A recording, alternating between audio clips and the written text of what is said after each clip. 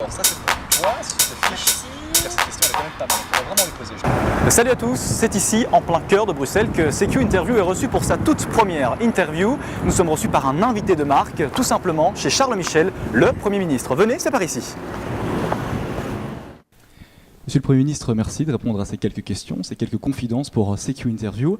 Ma première question est la suivante. Nous sommes ici, au 16 rue de la Loi. En toute honnêteté et pour nos spectateurs, il y a 10 ans de cela, vous seriez-vous vu ici, à cette place? La réponse est simple, non. C'est pas une fonction pour laquelle on peut pronostiquer 10 ans à l'avance qu'on va exercer une responsabilité. Et c'est vrai qu'après les dernières élections fédérales, il y a eu un moment, une situation qui m'a amené, comme leader d'un parti politique francophone, le MR, de pouvoir assumer des responsabilités. Et quand j'ai compris que cette option allait se présenter à moi, j'ai réfléchi, mais rapidement j'ai considéré que je devais assumer cette responsabilité. Et en quelques mots, Monsieur le Premier ministre, quel est le quotidien du plus haut fonctionnaire du Royaume?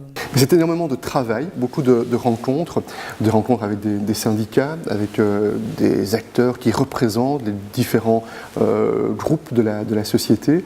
Et puis c'est aussi très important d'étudier bien les dossiers. Donc j'essaie de passer aussi quelques heures chaque jour pour prendre connaissance des notes des experts et essayer d'avoir la bonne compréhension des enjeux, parce que mon raisonnement c'est qu'on peut prendre des bonnes décisions si on est bien informé. Donc veiller à être bien informé est un élément clé pour ce qui me concerne. Et puis il y a la part d'imprévu. Pratiquement tous les jours, j'ai un programme qui est défini, et pratiquement tous les jours, il y a des choses qui ne sont pas prévues, qui doivent m'amener à être, avec mes collaborateurs, avec mes conseillers, réactifs, en situation de réagir. Et certainement l'évolution du modèle médiatique ces dernières années, avec l'explosion de l'information par les réseaux sociaux, par Internet, a considérablement modifié la relation entre les responsables politiques et le monde des médias ou les citoyens tout simplement. Et alors, citez-nous ce qui pour vous semble le plus compliqué dans cette tâche, celle d'être chef de gouvernement. Il y a beaucoup de choses qui sont compliquées dans cette tâche. Ce qui est une exigence à mes yeux, c'est de garder son sang-froid, de garder son calme, d'avoir une capacité de rester serein quand la situation l'exige. Et très certainement, à plusieurs moments, je pense que comme Premier ministre, il m'appartenait de garder le navire droit et donc d'essayer de garder la tête froide quand tout le monde perdait un peu sa tête et perdait un peu ses nerfs. Il y a des moments aussi très difficile. Quand on a été confronté par exemple à ces attentats terroristes, c'est un moment que jamais je ne pourrai oublier.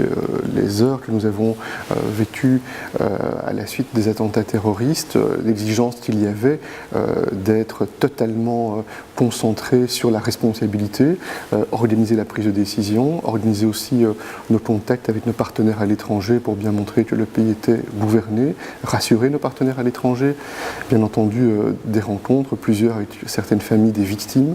Ce sont des moments qui sont gravés à tout jamais, qu'on ne peut pas oublier. Et ce sont des moments qui sont évidemment infiniment douloureux.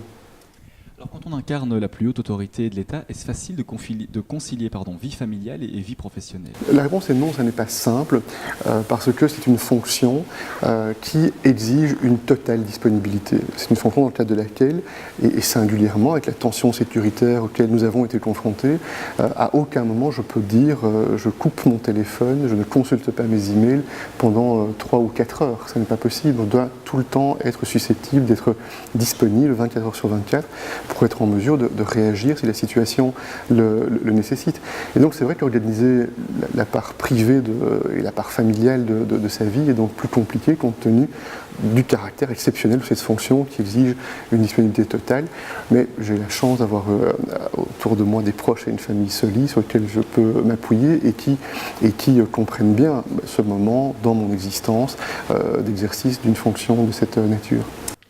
Et à part la politique, quelles sont vos passions quotidiennes? Hebdomadaires, faites-vous du sport? Il y a deux points principalement.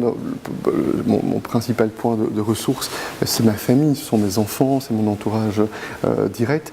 Et puis j'ai une passion, pas secrète, mais discrète, qui est la moto. Donc, je suis un passionné de moto, j'ai trop peu l'occasion d'en profiter malheureusement. Mais ça c'est une vraie passion. Et si je pouvais, je ne me déplacerais qu'à moto. Mais encore une fois, la fonction exige de me déplacer de temps en temps en voiture. Alors Monsieur le Premier ministre, cet entretien touche à sa fin. Auriez-vous une anecdote à nous raconter depuis que vous êtes en politique et surtout depuis que vous êtes ici au 16 rue de la Loi? L'anecdote amusante, c'est lorsque j'ai pris mes fonctions, quelques semaines plus tard, je donnais une conférence au Cercle de Wallonie à Namur, et je me suis fait attaquer à la mayonnaise. Donc c'était une attaque très soudaiine dans une conférence, ça a été très amusant parce que pris ça avec pas mal de dérision, mais ça montrait d'emblée que le ton était donné et que cette prise de fonction allait être mouvementée, et je ne me suis pas trompé, elle a été mouvementée. Il n'y a qu'en Belgique que le Premier ministre peut être arrosé de mayonnaise. Moi, je trouve ça plutôt amusant, que ça montre un peu l'autodérision belge et le surréalisme belge. C'est sûr. Merci. Monsieur le Premier ministre, merci pour cet entretien et ces confidences. Quant à nous, Kassem, ben oui, Camille, on se retrouve très bientôt. Mais avant de clôturer, ajoutons une touche de peps à cet entretien. Oui, pouvez-vous nous citer cet entretien en 3 hashtags, Monsieur le Premier ministre? Moi, je dirais jobs, jobs, jobs, gouvernement fédéral et l'avenir du pays. Donc ces hashtags se trouveront dans la description de la vidéo qui sera sur les réseaux sociaux.